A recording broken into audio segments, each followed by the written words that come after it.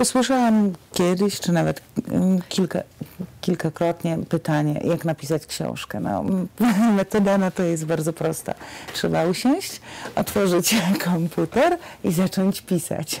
Pierwsze zdanie i pisać, po prostu pisać tak długo, aż założyć sobie, że będzie to pewna ilość, że będzie to strona dziennie, 2 zdania dziennie lub tygodniowo. No, przyjąć sobie jakąś miarę i starać się wbrew sobie, wbrew wszystkiemu, co jest wokół, wbrew temu wszystkim, którzy przychodzą i gospodarują twoim czasem lub jesteś odsyłany do wykonywania rzeczy, których nie masz najmniejszej ochoty, bo po prostu trzeba zrobić zakupy, czy trzeba włączyć pralkę, czy trzeba coś takiego totalnie przyziemnego, a tutaj głowa ci, prawda, fruwa, chciałbyś coś napisać, a życie ściąga do podłogi, że trzeba coś robić.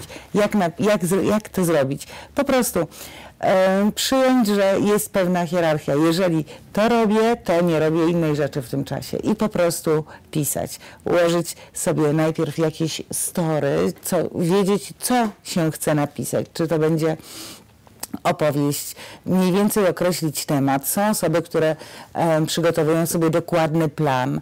Myślę, że to jest wspaniałe, ponieważ później tylko się to wypełnia. Natomiast prawda jest taka, że ja mimo podjętych przynajmniej 3-krotnych prób stworzenia planu i doprowadzenia od punktu A do punktu Z, nigdy nie udało mi się tego zrobić. Jeżeli nawet plan powstał, to następnie plan był sobie, a rzecz powstawała zupełnie obok planu, gdzieś za planem. Nie trzymało się to. To nie jest moja metoda.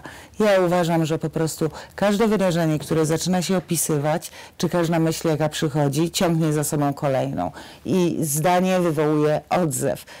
Pytanie wywołuje odpowiedź. I w ten sposób powstaje tekst. Po prostu tekst, każde zdanie ciągnie za sobą następne zdanie. Zagłębiają się, zachodzą na siebie i w ten sposób układa się historia.